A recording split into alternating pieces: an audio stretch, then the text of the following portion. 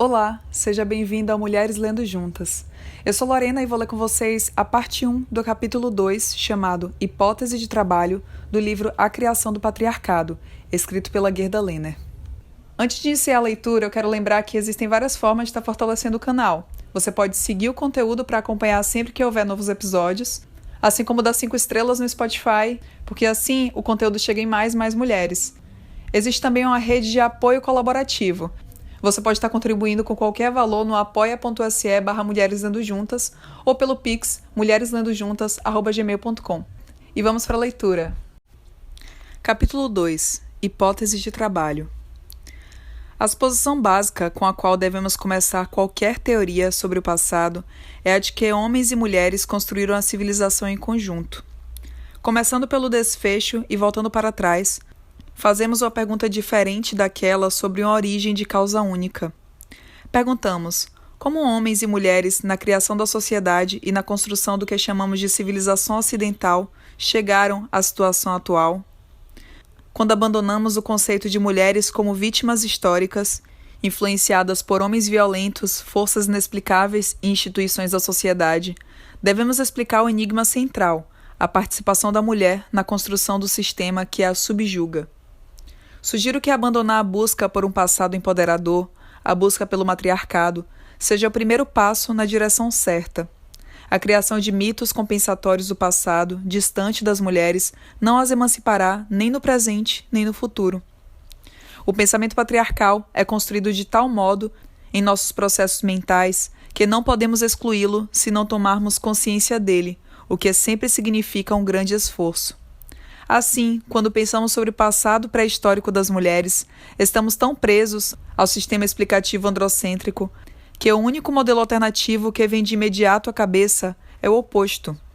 Se não era o patriarcado, então só pode ter sido o matriarcado. É certo que havia diversas maneiras de homens e mulheres organizarem a sociedade e compartilharem poder e recursos. Nenhuma das evidências arqueológicas que temos é conclusiva e suficiente para nos permitir construir um modelo cientificamente correto daquele importante período de transição de caçadores-coletores neolíticos para sociedades sedentárias voltadas à agricultura. O método dos antropólogos, que nos oferece exemplos de sociedades contemporâneas de caçadores-coletores e extraem desses exemplos conclusões sobre sociedades no 5º milênio a.C., não é menos especulativo do que o método do filósofo e do especialista em estudos religiosos, que argumentam com base em literatura e mitos. A questão é que a maioria dos modelos especulativos é androcêntrica e admite a naturalidade do patriarcado, e os poucos modelos feministas são ahistóricos e, portanto, insuficientes, a meu ver. Uma análise correta da nossa situação e de como ela aconteceu ajuda-nos a criar uma teoria empoderadora. Devemos pensar em gênero do âmbito histórico e específico, tal como ocorre em sociedades variadas e sujeitas a mudanças. A antropóloga Michele Rosaldo chegou a conclusões semelhantes, embora partindo de um ponto de vista diferente. Ela escreveu, abre aspas, procurar origens é, no fim das contas, pensar que o que somos hoje é algo além do produto de nossa história e o nosso mundo social do presente, e de forma mais específica, que nossos sistemas de gênero são primordiais, transitóricos e essencialmente imutáveis, fecha aspas. Nossa busca, portanto, torna-se uma busca pela história do sistema patriarcal. Dar historicidade ao sistema de dominância masculina e afirmar que suas funções e manifestações mudam ao longo do tempo é romper com a tradição oferecida. Essa tradição mistificou o patriarcado, tornando-o ahistórico, eterno, invisível e imutável. Mas é exatamente por causa de mudanças em oportunidades sociais e educacionais disponíveis às mulheres que no século XIX e XX, inúmeras delas, enfim, foram capazes de avaliar de forma crítica o processo pelo qual ajudamos a forjar e manter o sistema. Somente agora conseguimos conceituar o papel das mulheres na história, criando, assim, uma consciência que pode emancipá-las. Essa consciência também pode libertar os homens das consequências indesejáveis do sistema de dominância masculina. Ao abordar essa pesquisa como historiadores, precisamos abandonar explicações de causa única. Devemos presumir que, se e quando eventos ocorrem de forma simultânea, eles não têm necessariamente relação causal. devemos presumir a possibilidade de que mudanças tão complexas quanto uma alteração básica nas estruturas de parentesco ocorreram como resultado de uma variedade de forças em interação.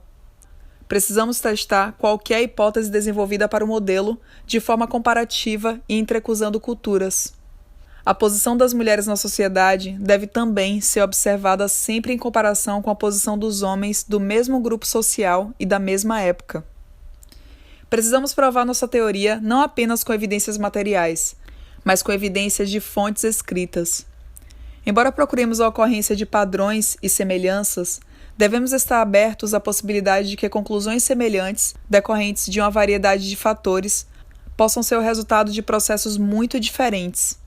Sobretudo, precisamos enxergar a posição da mulher na sociedade como sujeita a mudanças ao longo do tempo, não apenas na forma, como também no significado. Por exemplo, o papel social da concubina não pode ser avaliado por padrões do século XX ou mesmo do século XIX, quando estudamos no primeiro milênio a.C. Esse é um exemplo tão óbvio que parece desnecessário citá-lo, mas tais erros acontecem com frequência na discussão do passado das mulheres. O gênero, em particular, tem importância simbólica, bem como ideológica e legal, tão forte na maioria das sociedades que não podemos entendê-lo sem prestar atenção a todos os aspectos de seu significado. A construção hipotética que ofereço pretende ser apenas um de inúmeros modelos possíveis. Mesmo na limitada região geográfica do Antigo Oriente Próximo, deve ter havido diversas maneiras pelas quais ocorreu a transição para o patriarcado. Como é provável que jamais saibamos com exatidão o que aconteceu, somos obrigados a especular a respeito do que pode ter acontecido. Essas projeções utópicas sobre o passado têm uma importante função para quem deseja criar teorias. Saber o que pode ter acontecido dá abertura a novas interpretações. Permite-nos especular a respeito do que pode acontecer no futuro, livres dos limites de uma estrutura restrita e antiquada. Comecemos com o período de transição, quando hominídeos evoluíram de primatas há cerca de 3 milhões de anos, e consideremos a mais básica díade, mãe e filho. A primeira característica que distingue os seres humanos de outros primatas é a infância prolongada e vulnerável da criança humana. Isso é resultado direto do bipedismo, que causou o estreitamento da pelve feminina e do canal vaginal em razão da postura ereta. Em consequência disso, bebês humanos nascem em maior estágio de imaturidade do que outros primatas, com a cabeça relativamente menor para facilitar a passagem pelo canal vaginal. Além disso, em comparação com os macacos mais desenvolvidos, bebês humanos nascem sem pelos, portanto, têm mais necessidade de aquecimento. Eles não podem se agarrar às mães para um apoio estável, pois não têm os dedos dos pés flexíveis dos macacos. Então as mães precisam usar as mãos ou depois substitutos mecânicos para que possam segurar os bebês junto ao corpo. O bipedismo e a postura ereta também resultaram no desenvolvimento mais refinado da mão, no polegar e em maior coordenação sensorial da mão. Consequentemente, o cérebro humano se desenvolve por muitos anos durante o período de infância, em que a criança é totalmente dependente, sendo, portanto, sujeita a modificações por meio do aprendizado e de intensa moldagem cultural, de modo completamente diferente do desenvolvimento dos animais. A neurofisiologista Ruth Bleyer usa esses fatos em um argumento revelador contra quaisquer teorias que afirmem ser as características humanas inatas. A mudança do forrageamento para a coleta de alimentos para consumo posterior, possivelmente por mais de um indivíduo, foi crucial para o avanço do desenvolvimento humano. Deve ter fomentado a interação social, a invenção e o desenvolvimento de recipientes, além do lento aumento evolutivo do tamanho do cérebro. Nancy Tanner sugere que as mulheres, ao cuidar de seus vulneráveis bebês, foram mais incentivadas a desenvolver essas habilidades, enquanto os homens continuaram a forragear sozinhos durante um longo período. Ela especula que foram essas atividades que levaram ao primeiro uso de ferramentas para abrir e dividir alimentos vegetais com as crianças e para cavar em busca de raízes. Fosse como fosse, a sobrevivência do bebê dependia da qualidade dos cuidados maternos, abre aspas. De forma semelhante, a efetividade de coleta da mãe melhorou sua própria nutrição, aumentando, portanto, sua expectativa de vida e fertilidade, fecha aspas. Postulamos, como Tanner e Blair, que dos hominídeos eretos aos seres humanos plenamente desenvolvidos da era Neandertal ou Idade da Pedra, 100.000 a.C., o papel das mulheres foi fundamental. Pouco depois desse período, a caça em grande escala, feita por grupos de homens, foi desenvolvida na África, na Europa e na Ásia Setentrional. As evidências mais antigas da existência de arcos e flechas pode ser datada apenas de 15.000 anos atrás. Como a maioria das explicações para a divisão sexual do trabalho postula a existência de sociedades de caçadores-coletores, precisamos observar com mais atenção tais sociedades nos períodos Paleolítico e Neolítico. Vem do Neolítico as evidências remanescentes de pinturas em paredes e esculturas que sugerem a difundida adoração da deusa mãe.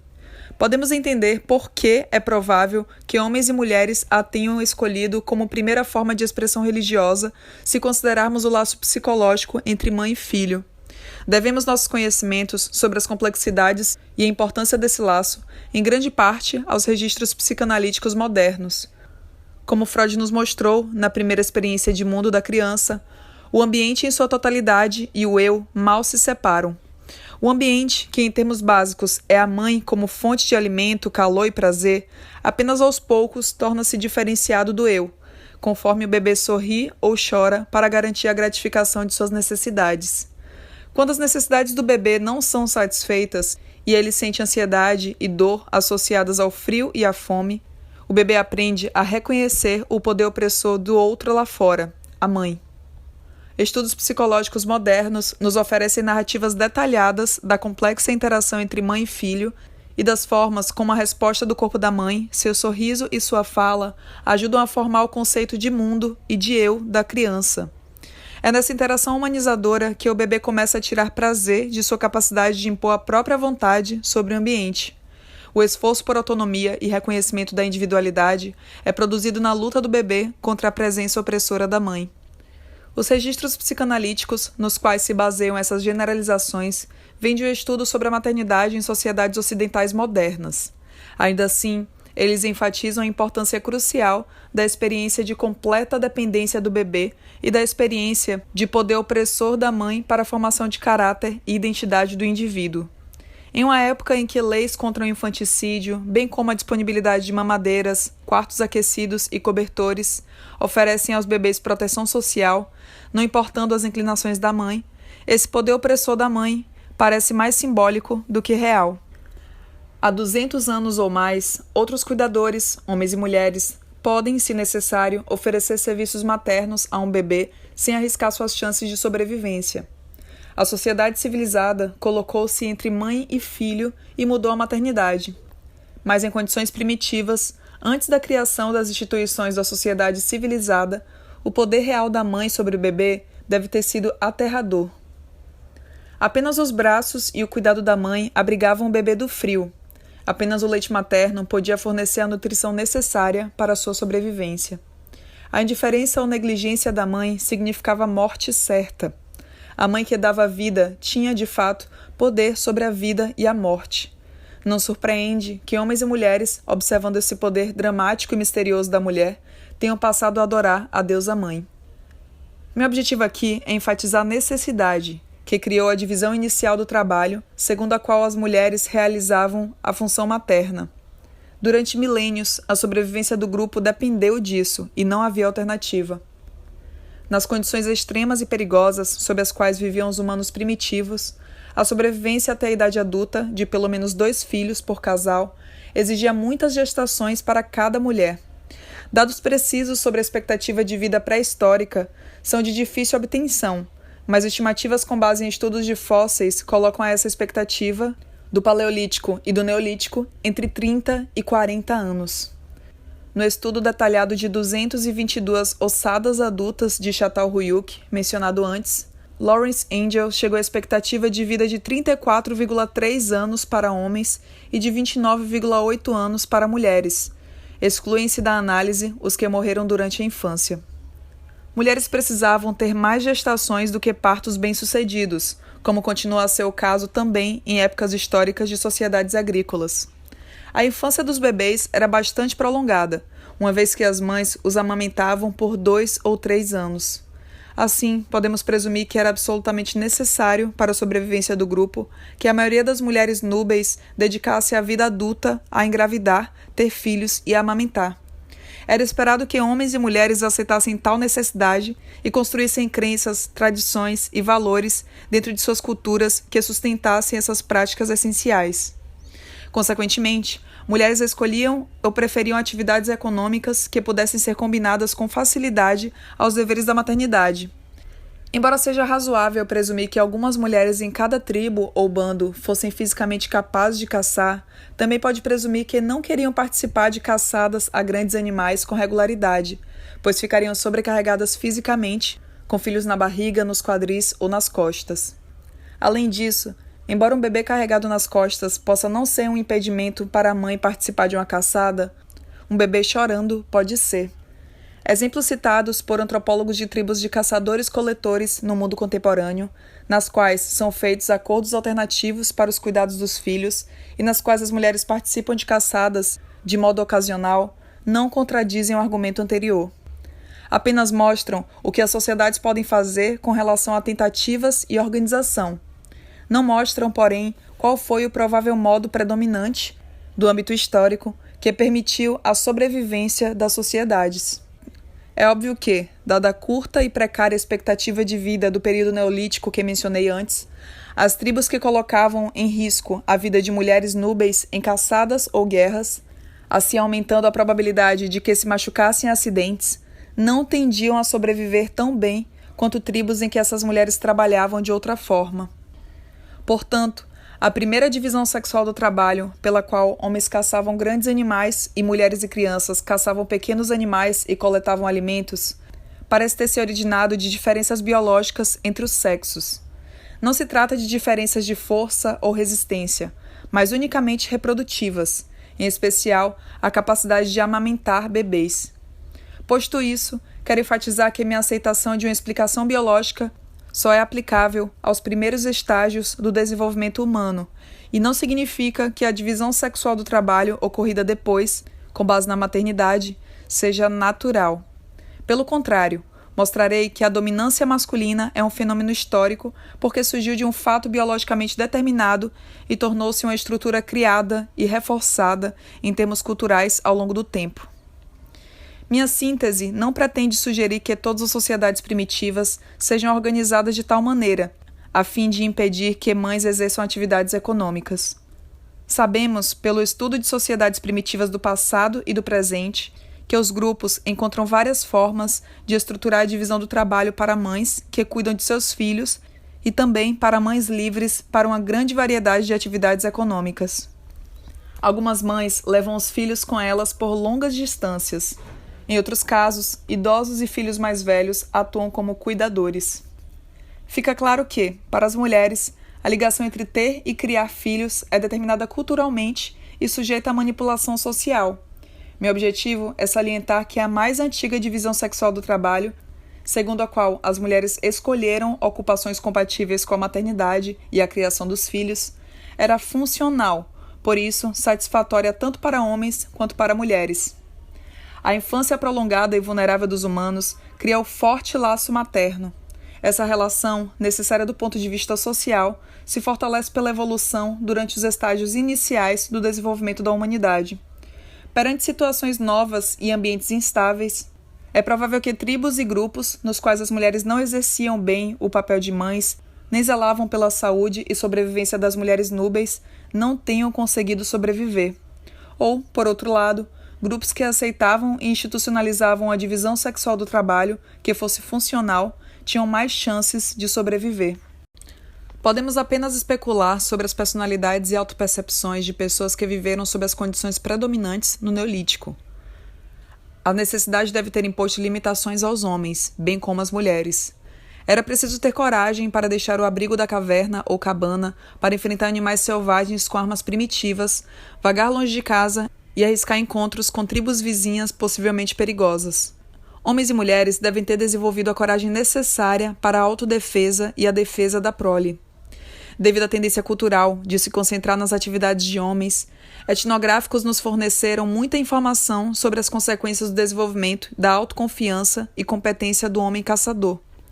Com base em evidências etnográficas, Simone de Beauvoir especulou que foi essa divisão inicial do trabalho a origem da desigualdade entre os sexos, que condenou a mulher à imanência, a busca pelo trabalho diário, repetitivo e sem fim, ao contrário do que ocorreu com a bravura do homem, que o levou à transcendência. A fabricação de ferramentas, invenções, o desenvolvimento de armas, descreve-se tudo isso como oriundo das atividades do homem em busca de subsistência. Mas o crescimento psicológico das mulheres recebeu bem menos atenção e costuma ser descrito em termos mais condizentes com os relativos a uma dona de casa moderna do que a um integrante de tribo da Idade da Pedra. Elise Boulding, em seu resumo do passado das mulheres, sintetizou conhecimentos antropológicos para apresentar uma interpretação bem diferente. Boulding enxerga nas sociedades neolíticas um compartilhamento igualitário de trabalho no qual cada sexo desenvolveu habilidades e conhecimento aprimorados essenciais para a sobrevivência do grupo. Ela nos conta que a coleta de alimentos exigia um conhecimento elaborado de ecologia, plantas, árvores e raízes, além de suas propriedades como alimento e medicamento. Descreve a mulher primitiva como guardiã do fogo doméstico, como a inventora de recipientes de argila e tecido, que permitiam que os excedentes da tribo fossem guardados para épocas de escassez. Descreve ainda a mulher como alguém que extraía de plantas, árvores e frutas os segredos da transformação de seus produtos em substâncias curativas, tinturas, cânhamo, fios e roupas. A mulher sabia como transformar a matéria-prima e animais mortos em alimento. Suas habilidades devem ter sido tão diversas quanto as do homem, e, por certo, tão essenciais quanto as dele. Ela tinha talvez mais conhecimento, ou pelo menos tanto quanto o homem. É fácil imaginar que devia ser o suficiente para ela. Na criação de rituais e ritos, de música, dança e poesia, ela teve tanta participação quanto ele. E ainda assim, devia ser responsável por gerar e criar filhos. A mulher, na sociedade pré-civilizatória, deve ter sido igual ao homem e pode muito bem ter se considerado superior a ele. A literatura psicanalítica e mais recente, a reinterpretação feminista de Nancy Chorodow, nos oferece descrições úteis do processo pelo qual o gênero foi criado, com base no fato de que as mulheres são responsáveis pelos cuidados dos filhos.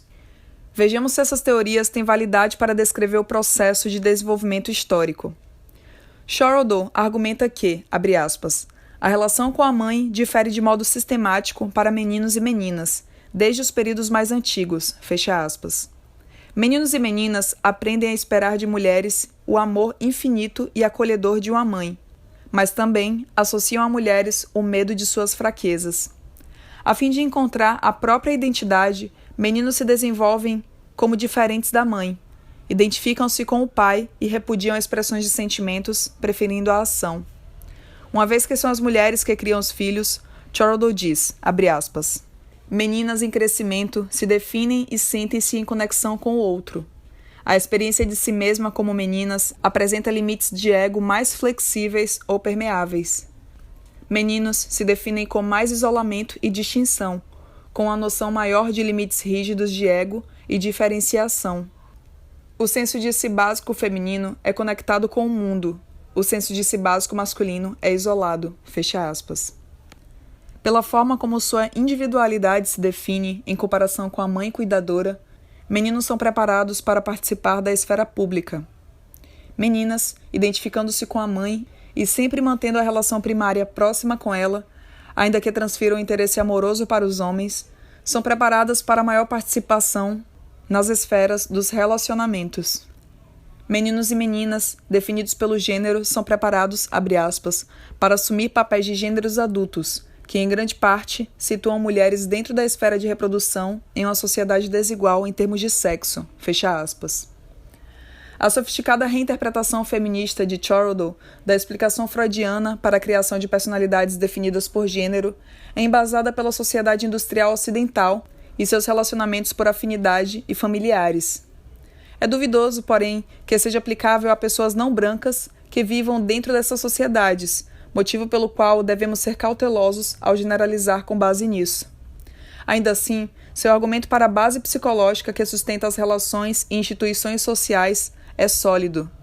Ela e outros argumentam de maneira convincente que devemos prestar atenção à maternidade na sociedade patriarcal, em sua estrutura e nas relações que ela gera, se quisermos alterar as relações entre os sexos e acabar com a subordinação das mulheres. Eu especularia que é o tipo de formação de personalidade que Charles descreve como resultado de mulheres que criam filhos em sociedades industrializadas atuais não ocorria em sociedades primitivas do Neolítico.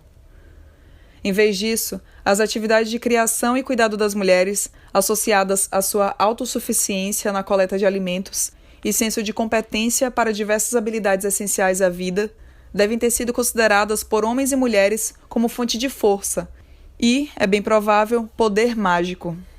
Em algumas sociedades, mulheres zelosas guardavam segredos de seu grupo, sua magia, o conhecimento sobre ervas curativas. A antropóloga Louise Pohl, cujo relato gira em torno de uma aldeia indígena da Guatemala no século XX, diz que o mistério e o pavor em relação à menstruação contribuem para um senso de participação nos poderes místicos do universo das mulheres. Elas manipulam o medo dos homens de que o sangue menstrual ameaça sua virilidade, transformando a menstruação em uma arma simbólica.